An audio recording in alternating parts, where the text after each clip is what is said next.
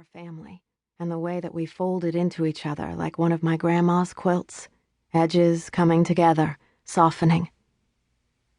Most of all, I was grateful for the stillness of the pre-dawn hush, for the short reprieve when everything was dark and new, emerging. It was in these moments, as the day was still lifting its head, that I could believe everything was exactly as it should be, instead of the way it was. Not that life was horrible, far from it, but as the weeks and months circled on, I couldn't deny that our ramshackle family was often more off than on. The whole thing reminded me of Daniel's birthday present, a carved model train track. Though the sleek red engine could pull a chain of cars around the twining loops for hours on end, there inevitably came a moment when a single wheel tripped off the track. Who knew what caused the quiet stumble? It was a magician's trick, a sleight of hand, everything bustling along one minute and struggling the next. But the train kept going. The engine pulled on. It just dragged the coal cars behind it, clacking unevenly all the way. I felt just like that engine, hauling everything in my wake, hauling everyone in my wake. When I pulled back the shower curtain, it became obvious that the Desmit family train was already well on its way to derailment. There were worms in the bathtub, a dozen or more squirming in a mound of dirt so rich and black it made me think of cake, devil's food. I had specifically told Daniel not to put worms in the bathtub, and had even given him an ice cream bucket in which to store his newest collection. My son needed to have his hearing checked again, I decided, but it was an exercise in futility. I knew that what plagued Daniel wasn't a hearing problem, it was a listening problem.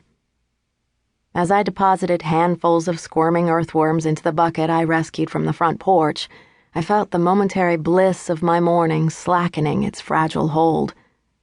Hot on the heels of the stark reminder that Daniel was an angel only when he slept, came a familiar twinge of worry for Simon, the boy who earned his wings in 1,000 different ways. By the time I finally stepped into the mud-streaked shower and turned it on full blast, I could feel concern overflow my fists like worry stones too heavy to hold. Handsome as Simon was, and growing more mature by the day, he still wore loss like a chain around his neck, heavy and awkward, dragging his head down. He loved us, I knew that, but he missed her. And why shouldn't he? Janice was a terrible mother to me, and yet I missed her every single day.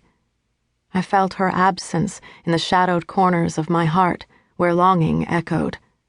It was a soundtrack of hurt, soft, but always there. And Janice had been a good mom to Simon, or at least as good as she could bring herself to be. No wonder he bore her ghost like an anchor. "Do you like it here?" I asked him once, in the beginning, when Janice's departure could still be considered nothing more than an extended trip. I had wanted to ask him, "Do you like us?" but I couldn't bring myself to say those exact words. All the same, Simon's eyes sprang to mine, wide and startled. The question was innocent, but the look on his 5-year-old face told me that the answer wasn't quite so benign. "It's okay," I said then, reaching to ruffle his hair. "You don't have to—" "I do," he interrupted me, and his voice cracked with the emotion behind the words. "I like it here."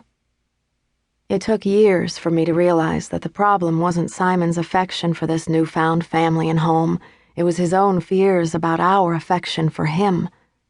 No matter how hard we tried to make him believe that he was a part of us, I knew he continued to battle the personal pain of wondering, deep down, if he was an outsider.